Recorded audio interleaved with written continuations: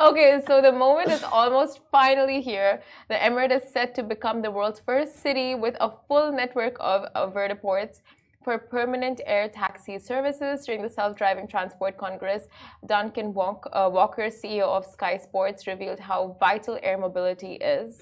Guys, this is so cool. So we've talked a lot about flying taxis, but we have actual concrete information that they will be rolling out. So at the event, they dropped that a fully functioning air taxi service should be in operation in Dubai by 2026.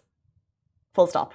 They said that in peak traffic, as long as you can pay the dollar, your commute from DXB to Palm Jumeirah will drop from 45 minutes, which seems okay, to 16 minutes. It's epic. Epic. So epic. It's pretty epic though. Each taxi can hold one pilot, 4 passengers, and right now there are 4 proposed landing sites, DXB, Palm Jumeirah, Downtown, and Dubai Marina. So those are 4 that we counted and 4 that we listed. And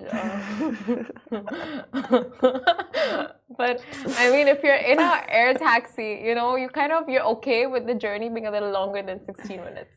True, that's so true. But not when you're like business person and you're I need to be there stat. I can't wait for this traffic. I'm so busy. I just need to be there. Oh my gosh, the days of the cab driver going like, "What do you want me to do? Fly the car?"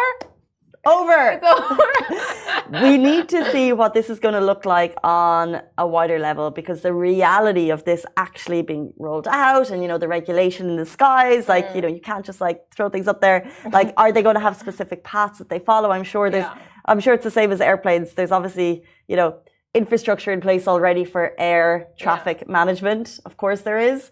They'll put new regulation in place for these flying taxis, what level they'll be flying at. Are they like helicopters that when it's windy, they might struggle, so therefore you won't be able to rely on them fully. But the rollout will be starting, which is so super cool. I just wish I lived in one of these areas to then make it accessible, because I'll never be able to be like, oh, I just need to get it to DXB. I just need it, but I don't live in these areas. So you don't know, it's in 2026.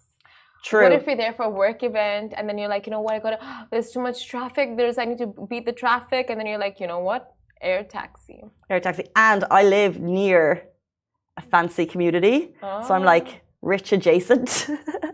So, you know. Almost there. You're right there. But I'm beside it. Yeah. Far away from everything, but I'm beside it. So like, you know, maybe if they're like, we need these air taxis because we're, you know, busy and powerful. It's actually so cool. Imagine when it rolls out to the other Emirates, because that's when you need it more. Not like intercity, but like when you're going from Dubai to Abu Dhabi, Dubai to Sharjah, Dubai to Ajman, you know, like that's when it'll be more come in handier a lot more. So super cool. So as we wait for them to announce the prices and more information, we're also, of course, looking at autonomous roads on the vehicles. As we mentioned last week, we will see autonomous taxis down in Jumeirah in the near future while they test out 5 vehicles. Autonomous driving, air taxis, it is all the future of the Dubai